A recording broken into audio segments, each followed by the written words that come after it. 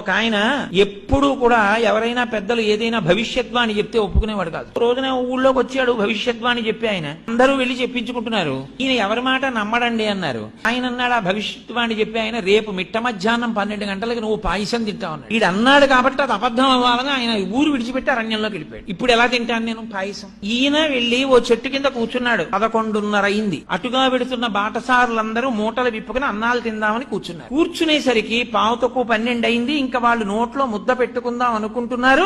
దారి దొంగలు వస్తున్నారన్నారు. వీళ్ళందరూ విప్పిన మూటలు విప్పినట్టు వదిలేసి పారిపోయారు. ఈయనొక్కడు మాత్రం, అయ్యి బాబోయ్ ఇప్పుడు పారిపోవడం ఎందుకు, మనం 12 అయిపోతోంది, మనం ఎవ్వరికంటా పనకూడదని ఓ ఆ చెట్టే ఎక్కి పైన కూర్చున్నాడు. దొంగలు వచ్చారు. 5 నిమిషాలు తక్కువ 12 అయింది. ఒరే మంచి ఆకలి మీద ఉన్నాం, భలే ఉందిరా, అన్ని పాయసాన్నాలే, ఒరే పాయసాన్నం మిగిలిందిరా తినేద్దాం అన్నారు. ఒరే ఆగండి, వాళ్ళు అన్ని పట్టుకెళ్లిన వాళ్ళు పాయసాన్నాలు ఎందుకు వదిలేశారా?